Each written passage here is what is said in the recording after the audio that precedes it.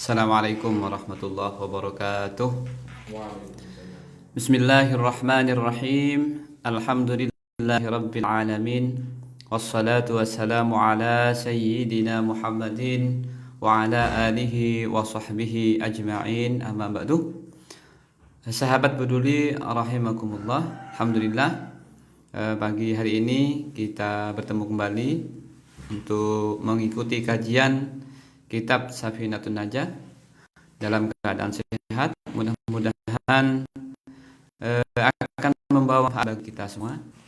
Salawat dan salam mari kita aturkan kehadiran junjungan kita Nabi besar Muhammad sallallahu alaihi wasallam. Semoga kita selalu istiqamah melaksanakan sunnah-sunnah beliau. Sahabat peduli rahimakumullah, sebelum kita mulai, mari kita bertawassul Fatihah pada baginda Rasulullah Muhammad sallallahu alaihi wasallam, kepada Syekh Salim bin Sumair, dan juga kepada guru-guru kita semua. Mudah-mudahan beliau semua ditempatkan di surganya Allah. Ala hadhihi niyyah wa kullu niyyatin shalihah. Al-Fatihah. A'udzu billahi minasyaitonir rajim. Bismillahirrahmanirrahim. Alhamdulillahi rabbil alamin arrahmanir rahim maliki yaumiddin. Iyyaka na'budu wa iyyaka nasta'in. Ihdinas siratal mustaqim. Shiratal ladzina an'amta 'alaihim ghairil maghdubi 'alaihim waladdallin. Amin. Bismillahirrahmanirrahim. Pada saat kita akan membahas tentang yang pertama adalah sebab-sebab tayamum. Faslun asbab tayamum salasatun. Faqdul ma'i wal maradu wal ihtiyaju ilaihi li'atshi hayawanin muhtaramin. Pasal ini, bab ini adalah tentang sebab kita boleh bertayamum, yaitu ada 3. Yang pertama, faqdul ma'i, tidak adanya air. Yang kedua, sakit. Yang ketiga, ada air, tapi air tersebut diperlukan untuk keperluan minum manusia ataupun hewan yang dimuliakan. Jadi tayamum ini adalah salah satu thaharah, bersuci setelah misalnya air tidak ada. Jadi selama masih ada air, maka kita masih boleh, kecuali karena dengan alasan 3 ini. Dengan alasan 3, yang pertama tidak ada air, ini boleh bertayamum. Misalnya begini, panjenengan misalnya bepergian atau rumahnya mungkin dalam kondisi kekeringan, terus betul-betul tidak ada air, dan memang tidak bisa mencari air karena memang sudah kondisi kering, maka kita boleh bertayamum, yaitu memakai debu. Itu yang pertama. Kemudian yang kedua adalah karena sakit. Dalam kondisi sakit yang memang ketika anggota tubuh kita, anggota wudhu kita ini terkena air, ini bisa menimbulkan hal-hal yang tidak kita inginkan. Misalnya ketika kita membasuh tangan, misalnya ada cacat nanti kena air itu, ada luka yang begitu kondisinya panas misalnya, kemudian kalau kena air bisa menyebabkan lepuh atau mungkin cacat, atau mungkin kulitnya ini bisa berubah warnanya gara-gara terkena air, maka kita harus bertayamum, harus melakukan tayamum, yaitu menggunakan debu yang suci. Ini. Jadi ada banyak hal yang menyebabkan kita boleh bertayamum. Nah, kalau misalnya ada air, ada air cuma sedikit, ada air 1 jerigen misalnya, atau 2 atau sampai 5 liter. Kemudian pada kondisi tersebut air itu sangat dibutuhkan untuk minum, karena sudah tidak ada air sama sekali, yang ada cuma itu, maka kita bertayamum saja. Harus bertayamum. Kenapa? Karena ada yang membutuhkan air tersebut. Ya, kita sekeluarga misalnya di rumah itu tidak ada air sama sekali, yang ada hanya air sedikit tersebut, sementara kita masih butuh minum. Atau mungkin ada hewan yang dimuliakan oleh syara. Misalnya kita punya kucing atau kambing atau sapi yang memang ketika misalnya tidak diberi minum hewan tersebut bisa mati, maka kita harus berikan air tersebut untuk hewan. Sementara kita harus bertayamum. Jadi ada 3 hal ini adalah hal-hal yang menyebabkan kita wajib bertayamum. Tidak ada air karena memang kondisinya memang tidak ada. Kita sudah mencari dan tidak menemukan air tersebut. Yang kedua karena sakit yang memang kalau terkena air dia akan menyebabkan misalnya cacat atau kulitnya berubah warna setelah kena air, atau hal-hal yang lain yang memang betul-betul mudarat kepada kita. Kemudian ada air tapi diperlukan untuk keperluan minum. Yang dimaksud untuk keperluan minum ini adalah manusia atau hewan yang dimuliakan. Sementara ada 6 yang tidak dimuliakan. Yang pertama, yang tidak ketika kita harus memilih, ini tetap harus air tersebut harus dipakai wudhu. Kalau cuma untuk ini yang 6 ini, yang pertama adalah orang yang meninggalkan sholat. Ini ghairu muhtaramin. Jadi kan tadi disebutkan ada air tapi untuk keperluan minum manusia atau hewan yang dimuliakan. Maka yang dimuliakan itu adalah manusia, kemudian juga hewan-hewan yang tidak diharamkan seperti misalnya anjing atau hal-hal atau babi misalnya. Kemudian di sini dijelaskan juga dikecualikan hewan atau manusia yang tidak dimuliakan ada 6. Yang pertama, orang yang tarikus shalah. Orang yang meninggalkan sholat ini tidak termasuk di dalam orang-orang yang dimuliakan. Jadi makanya saya himbau kepada para kaum muslimin dan muslimat, mari kita tunaikan sholat. Kenapa? Kalau kita meninggalkan sholat, ini termasuk dalam kategori orang yang tidak dimuliakan. Seperti itu. Kemudian yang kedua, yang termasuk yang tidak dimuliakan adalah orang yang zina muhsan. Dan yang ketiga adalah orang yang murtad. Murtad ini adalah orang yang keluar dari Islam. Asalnya Islam, kemudian dia keluar dari Islam, meninggalkan syahadat tauhid, meninggalkan syahadat Rasul, dia keluar. Misalnya pindah agama atau apa, dia tidak termasuk dalam kategori orang yang dimuliakan. Kemudian orang kafir harbi, orang kafir yang tidak ada perdamaian, yang selalu mengajak perang, ini termasuk dalam kategori kafir harbi. Kemudian anjing yang galak, anjing yang galak itu juga tidak termasuk dalam kategori hewan yang dimuliakan. Lalu bagaimana kalau misalnya seperti anjing pelacak punya kepolisian, itu termasuk dalam kategori hewan yang dimuliakan masih. Kenapa? Karena dia masih sangat dibutuhkan, diperlukan untuk kepentingan tertentu. Jadi yang tidak boleh itu kalau misalnya ada pilihan, jenengan punya air sedikit di rumah, di sekitar jenengan ada anjing tapi galak misalnya, atau ada orang yang tidak sholat, maka tetap air tersebut tetap digunakan untuk berwudu. Tidak boleh diberikan kepada orang tersebut.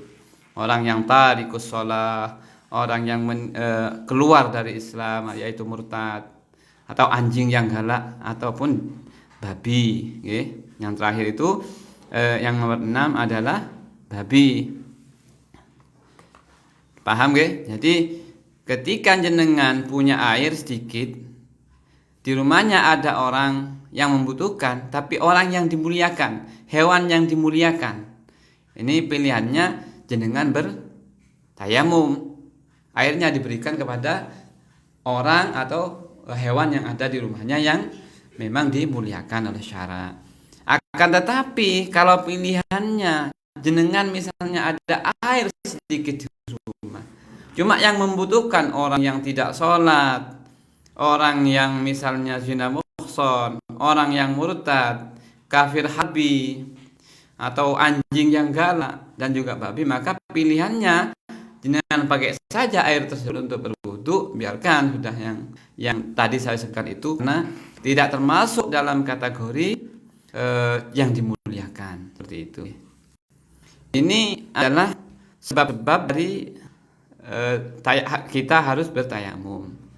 Kemudian pada bab selanjutnya, faslun syurutut tayammumi asyaratun ayyakuna biturabin wa ayyakuna turabu tahiran wa alla yakuna musta'malan wa alla yukhalitahu daqiqun wa nahwuhu wa ayyaqsidahu wa ayyamsaha wajhahu wa yadayhi bidarbataini wa ayyuzilan najasata awalan wa ayyajtahida fil qiblati qablahu wa ayyakuna tayammumu ba'da dukhulil waqti wa ayyatayammama li kulli fardin.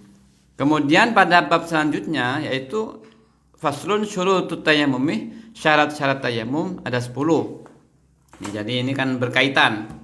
Ya, kalau yang tadi itu adalah penyebab kita harus bertayamum, pada bab berikutnya ini adalah syarat-syarat kita untuk bertayamum. Yaitu ada 10.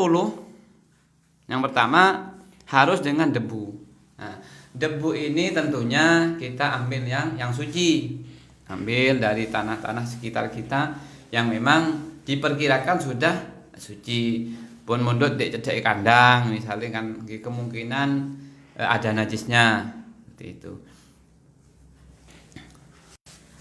Yang kedua, debu itu harus suci. Itu seperti yang sudah saya sampaikan tadi, kita cari di sekitar kita debu-debu yang memang menurut perkiraan panjenengan, menurut perkiraan kita tidak terkena najis seperti itu. Ya, kalau misalnya di daerah-daerah dekat-dekat dengan tempat kandang ayam, kandang sapi atau kandang kambing misalnya, saya kira kemungkinan bisa terkena najis. Maka cari yang agak jauh saja. Yang penting debu itu menurut ijtihad kita, menurut keyakinan kita tidak terkena najis. Kemudian debu itu bukan mustakmal. Artinya begini, tidak cuma air yang digunakan berwudu itu bisa mustakmal, debu juga seperti itu. Kalau misalnya debu yang sudah pernah dipakai untuk bersuci, untuk bertayamum, maka ya jangan dipakai lagi. Setelah kita ngusap wajah misalnya kita kembalikan lagi ke tempat atau wadah yang sudah disediakan, kemudian besoknya dipakai lagi. Ini tidak boleh, karena itu termasuk dalam kategori debu yang mustakmal. Mustakmal itu berarti sudah dipakai. Kemudian yang keempat adalah debu tidak bercampur dengan tepung dan seumpamanya. Artinya jenengan kalau misalnya ibu-ibu misalnya menisan bertayamum sekalian dicampur dengan kosmetiknya. Misalnya dicampuri kosmetik wedak. Dicampuri wedak Viva niku nggih, misalnya separuh Viva separuh debu. Menisan usahaan mana misalnya tidak sah tayamumnya. Kenapa? Karena debunya sudah bercampur dengan barang-barang yang lain. Tidak boleh. Jadi harus murni debu. Bercampur dengan tepung misalnya tidak boleh. Atau kapur misalnya tidak boleh. Yang harus murni debu. Kemudian yang kelima, harus menyengaja menggunakan debu tersebut. Menyengaja ini begini, salah satu kita mengambil debu, ditaruh misalnya di wadah, di tempat yang memang kita upayakan sudah, kita ambil, lalu kita pakai. Tidak boleh kalau misalnya, ada puting beliung misalnya, bawa debu kan, ada, kemudian kita nyegat, wis tidak usah ngamek awu misalnya, tidak usah ngambil debu, nyegat puting beliau karena bawa debu mendatangi kita misalnya, diparani misalnya. Betul memang sampai ke wajah kita dan tangan kita, cuma itu tidak sah karena harus menyengaja. Kita harus mengambil. Tidak boleh misalnya ada ya seperti tadi ada angin besar, ada angin kemudian debunya sampai ke wajah kita, itu diniatkan tayamum tidak boleh. Jadi tidak sah. Ini syaratnya harus menyengaja, harus mengambil. Kemudian yang keenam, harus mengusap wajahnya dan tangannya dengan 2 kali tepukan. Artinya tidak boleh misalnya ngambil 1 kali debunya kemudian diusapkan ke wajahnya, okay, kemudian ke tangannya. Ini tidak boleh. Jadi kita ambil yang nanti dijelaskan nanti di fardu wudunya sekalian, fardu tayamumnya. Jadi kita ngambil untuk muka saja. Kita muka, okay, kemudian kita buang. Nih, sisa-sisa debu ini biar tidak mustamar, dibuang. Misalnya kalau dengan taruh di sebelah kiri debunya yang sudah kita ngambil ini, maka dibuang ke sebelah kanan. Kalau taruh sebelah kanan, debu sisanya ini dibuang ke sebelah kiri. Kemudian baru ambil lagi yang kedua untuk tangan yang kanan. Kemudian ini kan masih ada debunya, yang tangan yang kanan kita buat lagi untuk yang tangan kiri. Harus 2 kali ngambil. Istilah 2 kali tepukan ini 2 kali ngambil. Kemudian harus menghilangkan najis pada sebelumnya. Yang jenengan kalau misalnya mutanajis tubuhnya, yang jelas ya dibersihkan dulu, okay? Dibersihkan sekiranya di anggota wajah ini sudah tidak ada najis. Yang ketujuh, yang kedelapan, bersungguh-sungguh atau ijtihad menghadap kiblat. Tayamum ini menurut kaul yang muktamad ini harus menghadap kiblat sebetulnya, okay? Jadi jenengan siapkan ijtihad dulu. Ijtihad kalau misalnya di rumah yang jelas kiblat kan sudah ketemu. Kalau misalnya jenengan kita berada di luar rumah sedang bepergian, tidak menemukan air untuk berwudu, maka ijtihad sudah. Kemudian ada juga yang memperbolehkan menghadap kemanapun, tidak apa-apa. Ada yang membolehkan. Jadi jenengan kalau misalnya di rumah ya diusahakan tayamumnya ya menghadap kiblat saja untuk kehati-hatian. Kalau di luar rumah kita ijtihad meyakini bahwa ini sudah kiblat, seperti itu.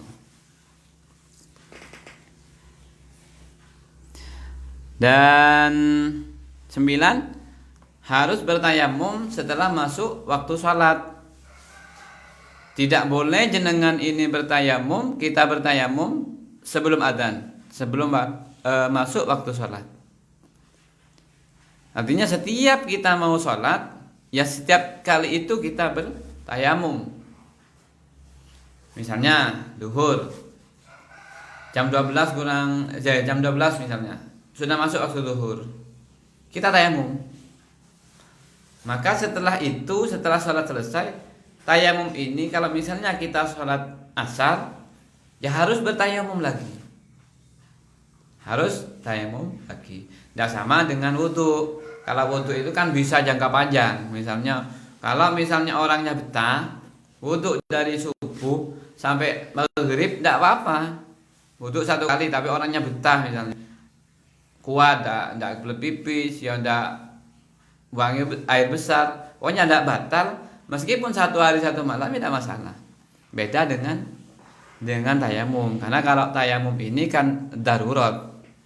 Artinya dia tayamum itu karena ada sebab tidak bisa memakai wudu pakai air. Kemudian yang terakhir, harus tayamum di setiap melakukan fardu. Itu tadi yang sudah saya sebutkan, bahwa setiap sholat fardu kita wajib melakukan tayamum selama kita tidak bisa berhalangan untuk bersuci atau berwudu dengan air. Ya, setiap kali mau sholat setelah adzan, jangan sebelum adzan. Jadi setelah adzan kita bertayamum sholat.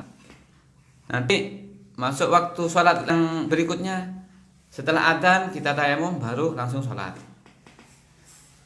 Berikutnya tayamum lagi setelah adzan, setelah masuk waktu sholat kita laksanakan sholat.